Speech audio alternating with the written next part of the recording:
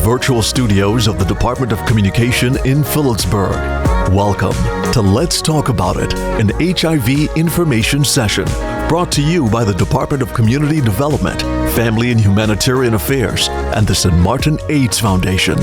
Here is your host, Dr. Jared Van Osh. Hi, everyone. Thanks for joining us for our second program in the series, Let's Talk About It. Information about HIV brought to you by the Department of Community Development, Family and Humanitarian Affairs in collaboration with the St. Martin AIDS Foundation. In our first program, we discussed about general information concerning HIV and AIDS. We met Tamisha Isaac and Pedro Benitez, both hailing from the Caribbean and currently living and working in the United States. Tamisha was born in Guadeloupe, I heard, but she lived her younger years here on St. Martin, and she has French parents, French side St. Martin parents. So she has her roots here, and Pedro was born in Puerto Rico. We heard about what is HIV, what is AIDS, how can you become infected, how do you prevent becoming infected, HIV testing, available treatment, and where to go on St. Martin to do a test or access treatment. This program will talk again with Tamisha and Pedro, and they will share more of their life stories and how they have found ways to not only stay healthy, have children, work, and be part of their communities, but despite the fact that they both work in advocacy, counseling, and HIV prevention, they found ways to make sure that HIV does not define them. They are not HIV. They're much more. They are human beings living positive lives. We'll dive deeper into what is important when you have HIV and AIDS, how important it is to seek treatment because it'll keep you healthy and prevent transmission of HIV to your sexual partners, how the key to staying healthy is taking your medicines daily to prevent resistance to the medications and to keep the virus totally under control, what people can do to support their loved ones or their partners or their family members or their co-workers if they have HIV, and how in general persons living with HIV and AIDS are able to live full, healthy, happy life, contributing to their families and their community. We hope to reduce some of the stigma still surrounding this infection and take away some of the fear that keeps people away from available care and treatment. I'm Gerard Van Osh, the founder and president of the St. Martin AIDS Foundation. And as mentioned, we're really thrilled to have with us Tamisha Isaac and Pedro Benitez. Tamisha, hi, and Pedro, hi. Ladies first. Maybe you can introduce yourself a bit more, Tamisha. Absolutely. Hello again. My name is Tamisha Isaac. I am the CEO and founder of Openly Positive. Openly Positive is a nonprofit organization here in the United States, New York to be correct, that is geared towards people living with HIV to help them define who they are as a person, right? Like Dr. Van Osh said, HIV does not define who we are. I'm also a certified HIV testing counselor for AHF, AIDS Health Care Foundation here in New York. I'm also a certified life purpose coach, a Stigma certified counselor, and also a PrEP certified counselor. So that's a little bit more about me. It's extensive. I know I don't talk about it. It's a lot of stuff. You're not sitting still. And then you have a family and kids and what have you. So, I mean, I do. I hope you sleep at night. Pedro. My story is a bit similar.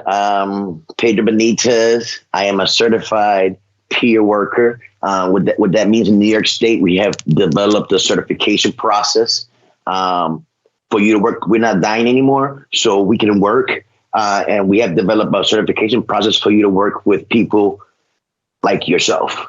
So my specialty is I'm an HIV specialist. So I deal with people with HIV and at different levels. I'm also on the board of an organization, a global organization, AIDS Clinical Trials Group. So I advocate for positive people in a global scale. I also serve on the HIV advisory board, which is for New York State. We advise the AIDS Institute on what to do with the peers and how different programs works with us. And I sit on advocacy groups. I'm on the board of a couple of advocacy groups. I'm trying to be modest. I do a lot. I get up every day and serve the positive population. That's what I do on a daily basis. What I've noticed working with people living on St. Martin and being diagnosed with HIV, the ones that get out there, and especially the ones who become involved in HIV advocacy, counseling, etc., they are the ones that usually do way better. But even if they would concentrate on their regular jobs and their family and things like that, we have to realize that people living with HIV, like you said, Pedro, live these days. They're not dying anymore. That's not necessary. It still happens, unfortunately. Recently, we had somebody passing away on St. Martin from HIV, from AIDS. But that was just sad that happened, because that is really not necessary anymore. And that's what we're going to talk about today as well. How on one hand you stay healthy, and on the other hand be involved in whatever you like to do, because life is beautiful and life should continue despite an HIV diagnosis. Tamisha, can you tell us about your story and how you became infected and what happened, and open up like you so well do? So, like I stated, I was diagnosed with HIV in 2003. So, of course, prior to being diagnosed, I was living in St. Martin. I was working actually in Cold Bay, and I lived with my back then boyfriend, who was very abusive, by the way, verbally, mentally, and emotionally abusive. And it would be one encounter after the next. I would leave and go to my family for shelter. And of course, he would always come back and say he's sorry, he won't do it again. And I will go back. And it was a cycle. It was always a cycle. And the last time that it happened, he actually hit me in my nose right here with a book, actually, and my nose started bleeding, and he hit me in my mouth, so I had bruises in my mouth. And I promised myself in that moment that I had to leave this person, because if I didn't leave, something bad was going to happen. Of course, he called my job and said, "Oh, I was sick," so that was the reason why I couldn't come to work, not knowing that I wasn't really sick. I was just bruised in all types of places because he had just finished having his way. And a neighbor actually told my mom about what was happening. And I remember her calling him and having a conversation with him. And then she asked to speak to me. And when she got on the phone with me, she was like, "If you don't leave him, I'm going to bury you." And I knew that I knew something inside of me knew that if I didn't leave him, that was going to probably be the outcome, either me or him, one of the two. I started making my plans, my safety planning, and I actually was planning on going to England to meet the rest of my classmates, because I had already graduated high school and it was time to go to college, but I stayed home. So I decided, okay, I was going to go to England and meet the rest of my classmates over there. And my uncle, who happened to live here in New York, came home to visit, who's my father's brother. And he, like he does whenever my family comes from New York to visit, they will always go look for me by my grandmother's house or by my mother. And my mother told them that I no longer live with her and I lived alone, but she told him where I worked. So my uncle actually came to my job and he was like, "What are you doing?" So at first, I didn't understand what he meant. I was like, "What do you mean what I'm doing?" He was like, "Yeah, I went to see your mom and she told me what's going on with you." He was like, "What are you doing?" So then I gave my uncle this whole spiel about me going to England. He was like, "You're not going to England." He was like, "You're going to come to New York with me and your aunts." And let's say this was like probably the Wednesday we had this conversation. That Friday, I pretended to go to work. I never went to work. My god sister and her friend actually came to pick me up. We went went back to my house, my apartment, took my clothes, and I went down straight to my uncle's house. I called my job, called my landlord, turned in my keys, told my boss that I quit, and I explained the reason why. And on Monday, April 15, 2002, I was on that 8 a.m. flight out of Juliana Airport to JFK on American Airlines. And I came here in 2002. I actually went to school. I went to medical assistant school in Massachusetts. And then I came back to New York. And now this is 2003, and nothing was wrong with me. I was perfectly fine. I actually asked my aunt to take me to get a checkup, like we would say in St. Martin. I was like, I've been here for a minute now. I want to go get a checkup. And my aunt took me to the Fort Greene Clinic here in Brooklyn, and my test results came back positive. Not only did my test results came back positive, I had HPV as well. So for those of you who don't even really know what HPV is, it's actually cancer in a woman's cervix. And I had to have a cryo. So I had HPV, I was HIV positive. And at that time, I'm thinking, oh my God, my life is over. Like, my life is completely over before it even began. And like I said previously, that 19-year-old, she died that day. And I will never forget the date, because I recently celebrated my Cerviversary. It was October 15th, 2003. I was diagnosed with HIV on October 15th, 2003. For me, my life drastically changed because I already was dealing with so much emotional and mental issues, my own mental issues. And then here comes an HIV diagnosis. I actually started retreating and isolating myself and self-stigmatizing, which is something that's detrimental to a person who's newly diagnosed. We tend to do that a lot. The virus doesn't kill us. Stigma does.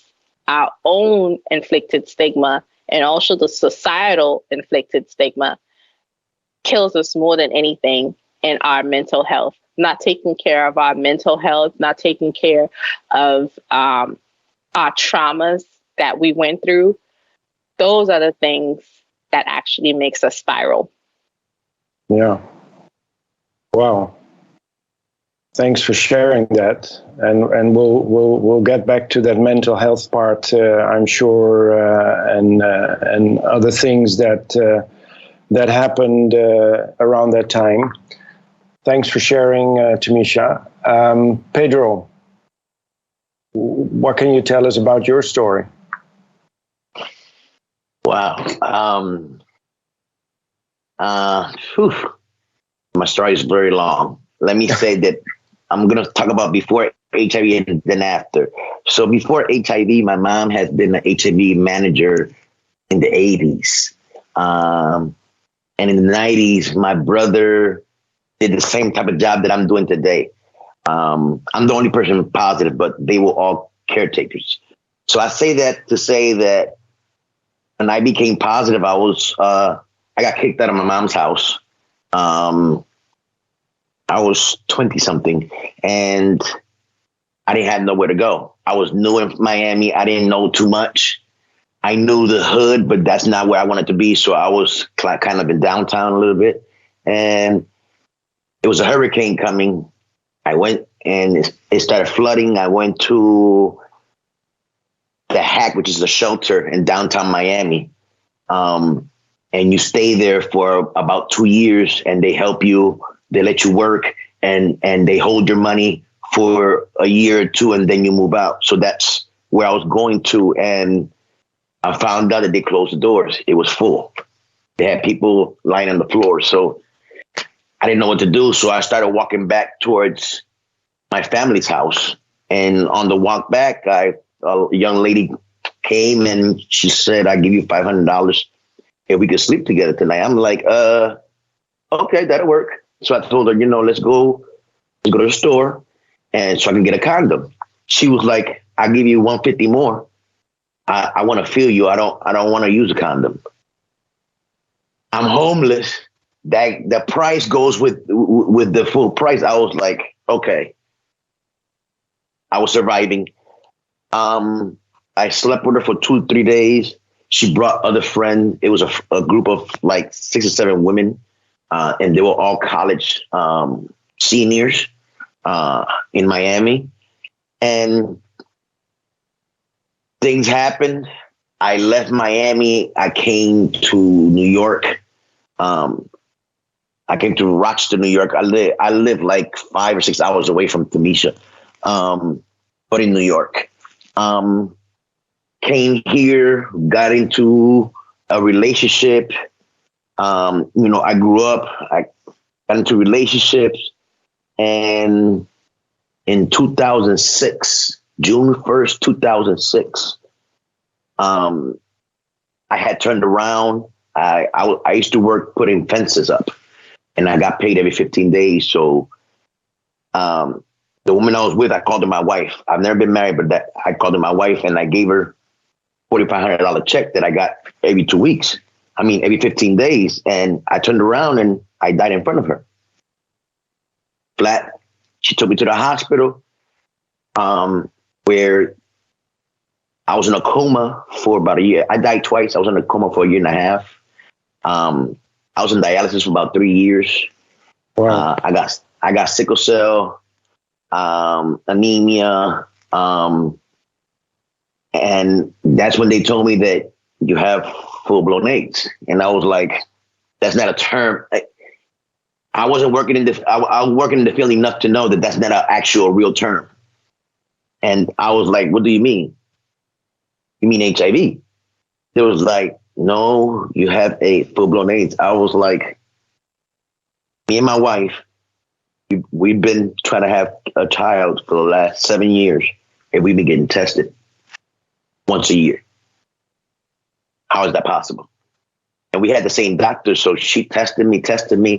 That time, I went to the big hospital in Rochester, and that's when they told me that I had AIDS. And I didn't necessarily I don't think my life changed per se, because I used to be a caretaker. So I knew what to do right away. It's get on medicine, get me housing. So a lot of people don't know what to do, but because I was already in that field, I knew what to do, and I got things done fairly quick. But I'm here today, living, thriving, and the woman that I was with before I was positive, to this day, she's still negative.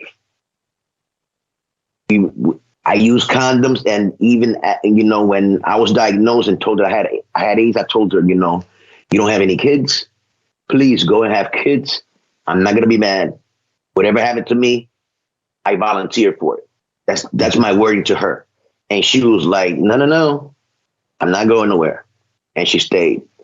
We're not together right now, but for a long time, we were together for 20 years. And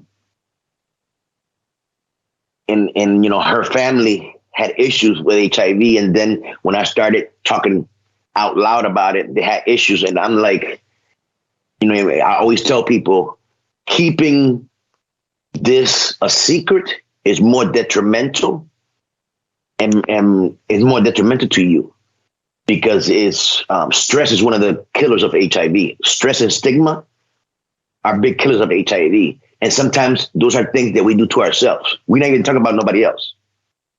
We stigmatize and stress ourselves about what other people think. The other day, like 2 weeks ago, I was in a dinner for positive people that a pharmaceutical company gave us. And one of our peers, she was crying because she wants to disclose to her son's wife, but he told her no. And she came there boohoo crying like somebody had killed one of her children. So different peers told her something. And, I'm a hoodlum, so I'm going to say things that are going to be impactful. It is. So she was like, what you had to say, Pedro, smiling. And I said to her, so how many people you plan to have in your coffin? She was like, what do you mean? At the end of the day, the coffin only has you. Worrying about other people could get you in that coffin. You were born by yourself, you're going to do yourself.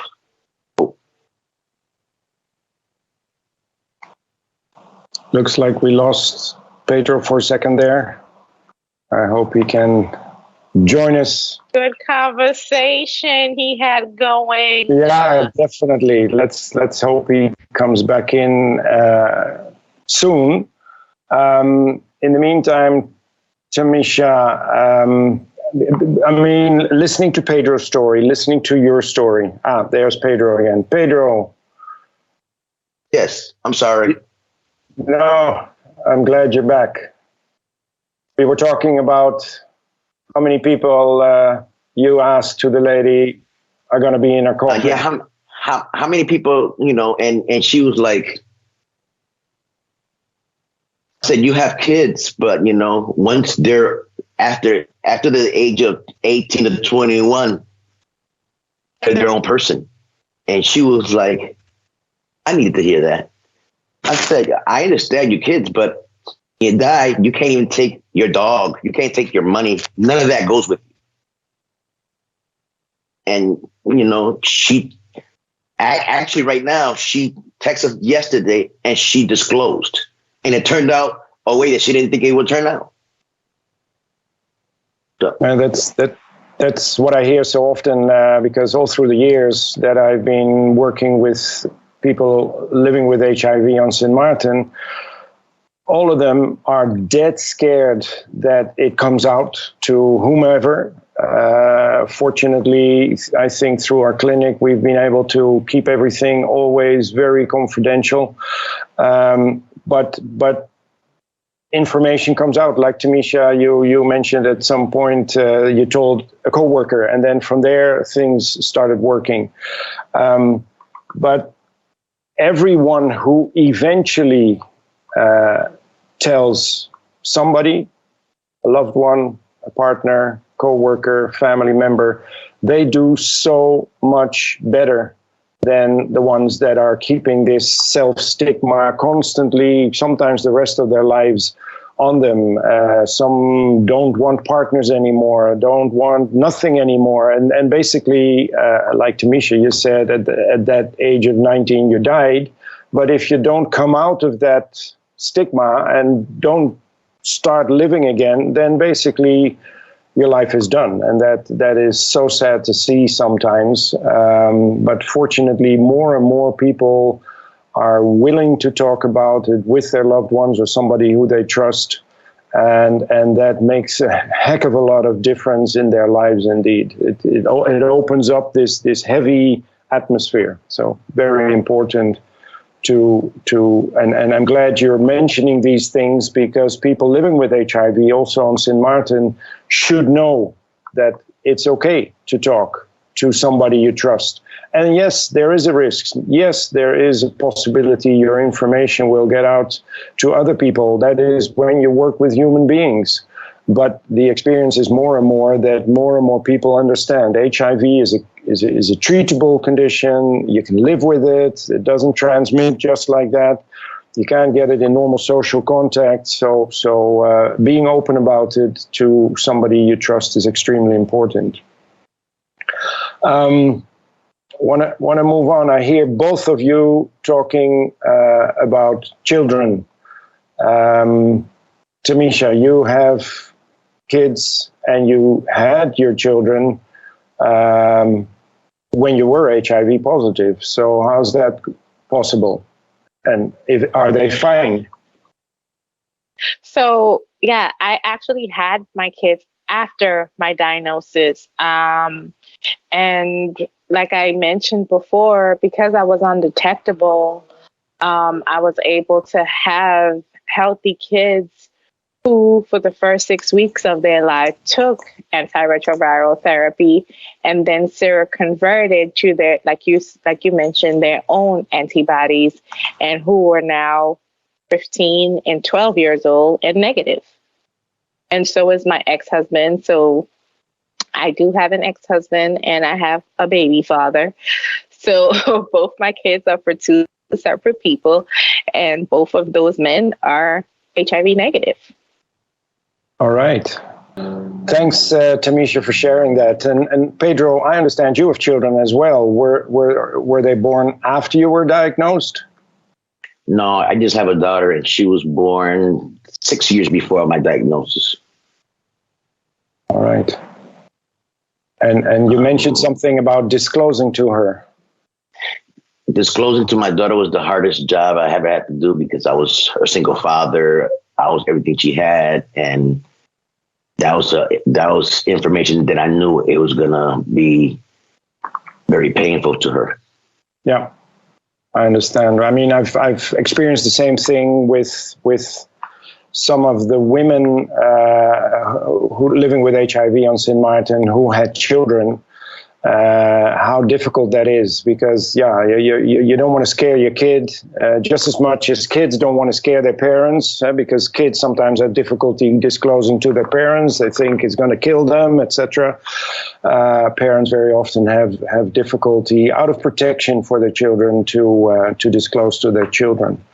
Then Tamisha, we said, like, if a woman is living with HIV and she becomes pregnant, she can take medication to prevent the fact that the baby will become infected with HIV. And I think it's important for men, because I get that question often as well, is that men living with HIV can still make children as well, because you can prevent your female partner, the mother of your future child, you can prevent transmitting the virus to that woman by, one, taking medication and having the virus under control. Then you cannot transmit the virus. And if you want, because obviously you can't use a condom, if you want to make somebody pregnant, then the woman could still take PrEP. Some women decide to do that, which is pre-exposure prophylaxis, preventing HIV from kind of getting a hold of your body, and protecting yourself extra during unprotected sex. So both men and women can still have children if they have HIV infection. Let's move on a bit to treatment. Tamisha, what kind of treatment are you on? So I'm currently on Biktarvy. Okay. So, which is one pill a day. So I take one pill a day. So for me, when I first started Biktarvy, the side effects for me was not really good.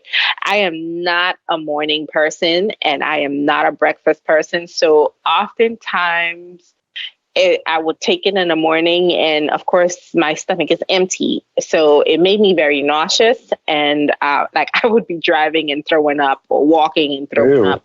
So I had to literally change the way how I take my Biktarvy. So what I do is I take it at night after dinner and right before I go to sleep.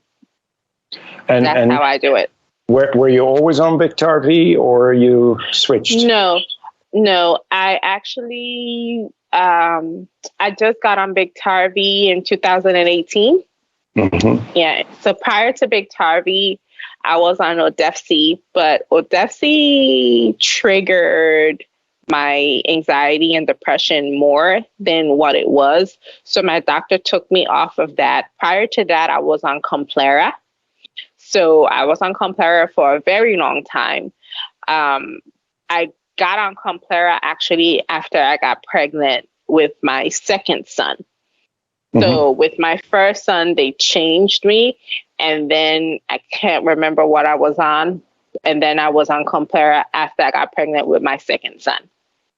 Yeah, and I was on that for a long time. So in other words, like many people, especially if you live longer with HIV, but also you had side effects, and that was the reason that you got changed. And other people become resistant because they don't take their medication properly. That was not the case by you. You switch because of your pregnancy and side effects. In my early years of diagnosis, so remember I said I was on Kaletra and Combivir. Mm-hmm. I became resistant to Kaletra and Combivir. So anything that has those components of medication I cannot take anymore. Because in my early years of diagnosis, which I didn't mention, Kaletra made me very sick. I had horrible cramps and pains in my stomach to the point where I couldn't leave the house because I was literally diarrheaing. I couldn't go, I couldn't eat anything, I couldn't go anywhere, I couldn't leave the house. And I didn't know, I wasn't as educated as I was then as I am now. I didn't know that by not taking my medication, I would develop resistance and my virus would mutate, of course. So I was one of those people who would take medication holidays, and I didn't say anything. I didn't say anything to my doctor until when I would go in for my blood works, and he's like, "What's going on? Like, you were fine and now you're not." And that's when I would be like, well, I stopped taking my medication because I'm experiencing diarrhea, I'm experiencing headaches, I'm experiencing these excruciating pains in my stomach. And then I switched medication quite a few times because if it wasn't making me sick, I was allergic to something in it, or it was escalating my depression and anxiety. So I switched. I actually been through the charts of medication quite a few times. It's good that you mentioned that, because I've obviously noticed that with many of my patients as well. And that's why I always try to tell them, like, hey, listen, I don't beat around the bush. I'm clear to you, but you're going to need to be clear to me. So if something is happening with your medication, you get a side effect or you don't like it or whatever, we can change. We can try to find something else that works for you. But if you don't tell me, I may assuming, because some of them nicely come every month, pick up their pills, but they ain't taking it. Or they're taking it every once in a while when they feel like it. And then it ain't going to work. Just like COVID right now, the virus, they will mutate, they will change. And some of these viruses will become resistant for the medications. And Pedro, I understand you had your own experiences with that. Yes. Well, I want to comment on something you just said. That sometimes a lot of people don't take their medicine and they think that the doctor don't know. Let me say this on camera so people know. They know because they measure how much medicine you're supposed to have to how much medicine you actually took. So you're only lying to yourself because the test always tells the truth. Yeah, absolutely. We got the test. I need to say that because a lot of people, right? A lot of people want to skip and be like, "Oh, the doctor ain't gonna know." He always knows. He may not say nothing because you're playing with your life at the end of the day. He's not playing with your life. You're playing with your own life. Yeah, and you have to also remember that doctors are human beings as well. So I will call you. I will go behind you. I will help you. I will discuss with you. I will change you to other medicine. But first of all, I need to be open to you. You need to be open to me. But if you just keep on messing up, then there comes a time that I say, hey, listen, I mean, I'm not your babysitter. You're going to need to take care of yourself. I can help you, but you're going to need to take care of yourself. I've seen some doctors walk away from some patients because they were doing everything to sustain their life, but they were doing the opposite. They were working against the doctor, and eventually, life won. And that doctors are human beings also. They feel for you. Their job is to be a doctor, but they also feel for you. But if you're working against them, what can they do? Yeah. In the beginning, they will try and they will find ways, but at some point you kind of take a step back because you have to. But Pedro, you mentioned something about the resistance you already were confronted with when you got diagnosed. So when I first got diagnosed, and the first I said that I died twice. The first cocktail that I was ever given put me in a coma for a year and a half. And wow, what happened was that the person the person whom I acquired the disease from were playing with their medicine. I think they never took the medicine at all because I wouldn't have such a reaction to it. Some people have certain reactions. I throw up, diarrhea. That's normal. But me being in a coma for a year and a half, that's not normal. So they were probably given something in Africa, because they were African women, and they wasn't taking it because they were in the United States. All right. So therefore, for me, I couldn't take a whole slew of medicine. And I'm going to say something, doctor, but you might have to explain it. So I cannot take anything that has non-nukes. I can't take no non-nukes.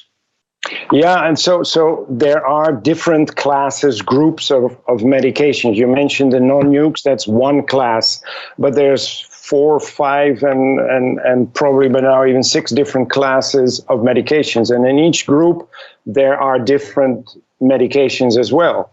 The thing is that once you become resistant for one of the classes, you could say, one of the groups of medication, you can't take none of those medicines anymore. They won't work for you. You're going to need to the doctor together with you need to try and find a whole new combination of medications.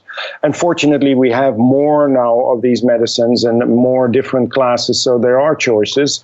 And the non-nukes, what you mentioned, are actually medicines that are a bit older. They have more side effects, so we don't use them as much anymore because both Tamisha and you, Pedro, indicate that you had side effects of these different medications, and we can switch you over to something else. And the newer medicines like Biktarvy, you had side effects because you were taking it on an empty stomach.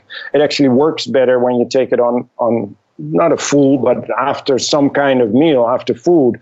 So your doctor could have explained that, hey, listen, you need to take this. I mean, the older medicines, sometimes you had to take on an empty stomach, but all the new medicines, basically, you can take on after food, after eating, or with your meal. What is important is that you take it every day at the same time, because it only works for, let's say, 24 hours. So if you go to 26 or 28 or 30 hours, the amount of medicine in your blood goes down and the virus starts multiplying again.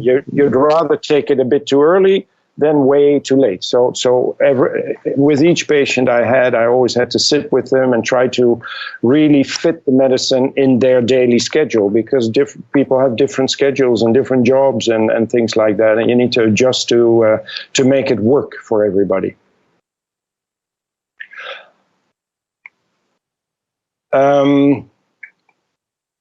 Apart from medicines, Tamisha, what else can people... Oh, sorry, I forgot, Pedro. What medicine are you on at the moment? Because I'm on Santuza, so 2 medicines in one.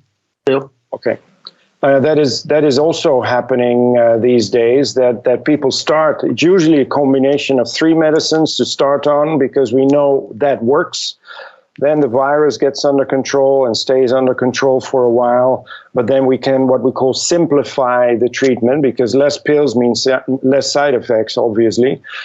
So then we could reduce it sometimes to indeed 2 medicines, as long as the virus was for a period of time under control. And we know that the patient will be taking their medications consistently. Otherwise, you get the same trouble with resistance again. We don't have that medicine available on Sint Maarten, at least on the Dutch side. I have pretty much everybody on Biktarvy, simply because it is affordable for the insurance company. It is easy. It has usually less side effects as long as you take it on a full stomach or after a meal. And we have a few other combinations in case people become resistant. So everything is available. French side, same thing. Everything is available to keep you all healthy. Apart from medicines, what else can you do yourself? So for me, of course, like Pedro said, we're not dying anymore. There's this thing here called aging with HIV. And as a woman who's, I don't look it, but who's nearing her 40s, I am aging with HIV, unfortunately. I mean, well, yeah, fortunate. I'm fortunate. Happily, yeah. Yes, I'm fortunate. I actually take supplements. There's other supplements that I take. So I take my gambas, I take my calciums, I take my elderberries, and all the other supplements. So I know for my healthy heads out there who would say, oh, well, I'm just going to do the Dr. Sebi regimen, or I'm going to just drink some tea and drink some herbs. It's not just do your Dr. Sebi only or do your herbs regimen only for a person living with HIV. You have to do both. You have to take your antiretroviral therapy and you have to do your healthy, clean eating or take your supplements, whatever it is you do, whether you're going full on vegan or you're partial vegan or you're just eating clean and lean. Whatever your dietary supplements are, whatever that is to you, as a person living with HIV, for you to live and age with HIV healthily, you have to combine the two. So you have to take your supplements and vitamins, your multivitamins, whatever that looks like for you or whatever is recommended from your doctor, and your antiretroviral therapy. Yeah, I also, indeed, I mean, just the herbs ain't going to work on the long term. The combination, however, supplements, healthy food, exercise improves your immune system, enough sleep. I mean, all the healthy things that we should all be doing, basically, that will help to keep your immune system stronger and healthier. But the antiretrovirals, the medicines, will have to keep the virus under control while you're working with the rest to keep your body healthy and strong. And Pedro, looking at your salt and pepper beard, you're aging too, I suppose. So how's that going for you? Actually, on Monday, I'll be 49 years old. There you go. And I've been living with HIV going on 26 years. So more than half of my life so far has been living with HIV. And let me say, no, not living with HIV. HIV lives with me. Yeah. I didn't intrude on I didn't intrude on HIV. HIV intruded on me. So I always tell people it's like having a roommate you can't get rid of and you have a lifelong lease. You're just stuck. That's what living with HIV means. Yeah, but you still make sure that you're the one in the room who's You got to make sure that your room you got to make sure that your room and you're eating everything correct, but you still have a roommate you can't get rid of. Yeah. Correct. And how important is it to start treatment basically as soon as you're diagnosed? In the past, we waited because the medicines were toxic. It was a lot of pills and we kind of waited. But now these days, we start treatment as soon as the person is ready after diagnosis. How important is that and why is that? So I'm going to start backwards. I was one of the people that had what is not what you say today is full-blown AIDS. So I was at a point where I had to inject Fusion. I had the MAC. So I came from that. In my paperwork, it will always say AIDS. But I can successfully say today I have my numbers say I'm undetected, but I have HIV. Yeah. No, go ahead, sir. No, yeah, AIDS. In the older days, we would diagnose you with the term AIDS if your immune system, your CD4 count, that's counting the amount of white blood cells, you could say, would go under a certain level, 200, where 500 or more is normal. Or you had what we call opportunistic infection. So you mentioned the word opportunistic already. HIV took an opportunity with you, but people living with HIV with a weak immune system, all kind of bacteria, viruses, parasites that normally live like roommates with you, but you don't even know you have them. But we all have bacteria, viruses, parasites living with us. Your immune system cannot keep it under control anymore, so it takes the opportunity to make you sick. And like you mentioned, MAC, you had a certain type of infection that was at that time because of a weaker immune system. And in the meantime, with your treatment, your immune system, I suppose, got stronger again. And before we go, I'm going to say, you do not die of HIV.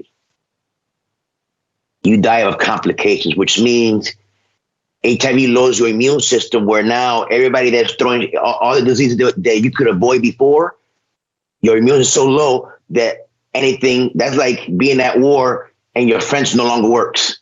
Mm-hmm. Yep. Everybody can get at you. Yeah.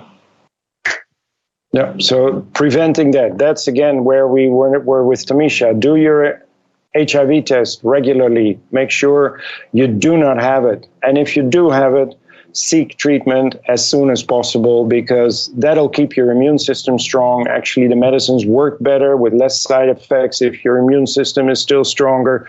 So get on treatment and get the proper care. Now, Tamisha, you mentioned about mental health. How important is taking care of your mental health?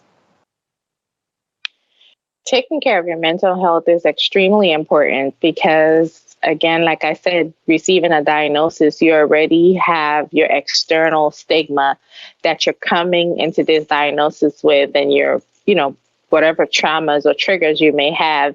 And then receiving this diagnosis, it plays a major, major part on your mental health. It plays a major part. So my thing is this. When you first I say to anybody, whoever get diagnosed, there's 5 things that you really need in your first 3 months of being diagnosed. You need your infectious disease specialist. You need a therapist. You need a peer counselor or support system. You need your tribe, whatever that tribe consists of. That could be your counselor, your infectious disease doctor, your therapist, and you also need a nutritionist, because us as people, especially people of color, we do not take those things into consideration at all. We just think that, you know what, I'm just going to drink some bush tea and everything going to be good. And that's not the case at all. And mental health is real. It's real, and we definitely need to take it a little bit more seriously and show support. Show support to the people who we know who's around us, who's living with HIV, especially if they disclose to us. Don't shun them. Don't chase them away, but be a support system. If they want to lay down on that floor and cry and wail, allow them that moment to do that. They're entitled to do that. But also be that shoulder, be that support system to help them get back up. Because oftentimes when they get a diagnosis, they feel like their life is over. And I'm here to tell you that the life that you probably had envisioned is over, but a new life will definitely emerge. Yeah, fantastic. Pedro? Support. Peer support I'm very strong. I'm very keen on peer support. People that also have HIV to support you. I have an open door policy. Once you become a full-fledged advocate of HIV, I'm going to talk about Tamisha. Me and Tamisha were on the phone, I think at 1:30 this morning, having a full-fledged conversation. But, there was a plan in mind. But if she called and she needed to talk, okay, let it out. Because sometimes there are going to be times where you need somebody where you need to rant to, scream to, cuss out, and they understand. They got to let it out. Yeah. Sometimes I've had peers talking to me for hours. I had them on mute doing my own thing. I will get on the phone and interact with them, but I understand what the animal is. They have to get it out. So sometimes you have to be supportive of other people, because there's days that there's days that people will kill themselves if they don't talk to somebody. And that is facts. Yeah, and everybody has this, of course, with or without HIV, but HIV is such a stigmatized thing still that people are scared to talk about it. So let's get a little bit towards that. What can family do? How can we reduce stigma? What's happening with this stigma and discrimination and self-stigma? Tamisha? So there's so much that family can do. So when I say support looks different for everybody. Support looks differently for everybody. Sorry. That can be you just taking that person out or hanging out with that person. If you see them withdrawing, try to kind of pull them back in a little bit. Go to church with them. Go to the beach with them. First of all, let's just clarify that you can't get HIV from touching, hugging a person who's HIV positive, eating from the same plate or fork of a person living with HIV, or even drinking after them. Exactly. I know that sometimes, like, especially growing up back in the days, that was definitely something that was instilled in me as a kid. Don't drink after this person, or don't eat after this person. First of all, tuberculosis was really high back when I was growing up. So that was also another factor of, you know, the stigma and also the fear for my parent. And supporting people means you have to have an open mind, an open heart, and also get educated. The people who are living with HIV, who are educated on this matter, they have firsthand knowledge. We like to say in our little HIV community that we have a PhD in this life, right? We have a PhD on the subject matter of HIV, like Pedro, like me, and like many other advocates that you will see or hear about. We do our due diligence to get the information so that we could disseminate it to our communities. So when we do have conversations, so that you are aware, so like that you know how to better communicate, one, and also better treat your family member or coworker or whomever living with HIV. Just giving that person an encouraging word. That's a form of support. Giving them an encouraging word, giving them a hug. When you see them, always be kind, and knowing that they are already beating up on themselves, so they don't need you to beat up on them too. Correct. And at the same time, don't pity them neither, because you don't need pity. You want to live and thrive and move on, instead of like, oh, I'm so sorry, and things like that. That's not what I always understand, not what you're looking for. Pedro, any comments there? I'm all about support, and like let me talk about me. For me, my family is not supportive. Even though I have siblings that are in a different state. My mom lives around the corner from me. Outside of my mom, my support comes from the positive people. Mm-hmm. That's who I deal with. That's what I deal with on a daily basis. That's what I'm comfortable with. Every day, my job is as an outreach worker. I go out and get people tested for HIV and AIDS, and if I see that somebody's positive, I'll counsel them and get them in treatment that same day. So that's what I do. So my life before, I didn't have nothing to look forward to. Now, I'm a certified peer worker, which I have college credits. I can go to college and educate myself more. Mm-hmm. Support also means that if you're positive and you hear somebody talking bad about somebody that's positive, your job is to educate them right then and there. Yeah, that's how you support other positive people, by educating people that are not knowledgeable, that act ignorant. You have to educate. Without education of the negative community to other people, or even the positive community, you have to educate. And, I teach healthy relationships for positive people. And I always say, one of the first questions was, how do you disclose? Because that's one of the things I teach. And I say, well, use disclosure as a way to see if you're talking to somebody, and if it's a female talking to a man and she's positive, you need to wait. If that's a violent man, it ain't going to get better for you. If you disclose, it could get violent. If you're a man, I always say, if you say something about HIV and they act some sort of way, measure, is that the person you want to be with? Can you, or can you educate them? If you say no to both of those, then you need to move on. Move on, yeah. Well, I think we could go on and on and on. There's so much more to discuss. But unfortunately, we're running out of time. Are there last remarks, Tamisha, Pedro? Tamisha first, you wanted to say? So for me, my last words will definitely be get tested. Use the 3-6 method, and that's get tested every 3 months or every 6 months or in between partners.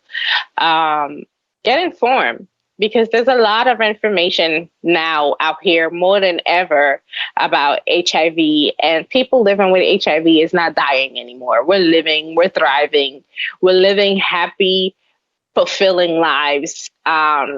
We're working in high places and we're doing amazing things. That's to volunteer at one of your local organizations. You don't have to be affected or infected with HIV to do that or to become an advocate.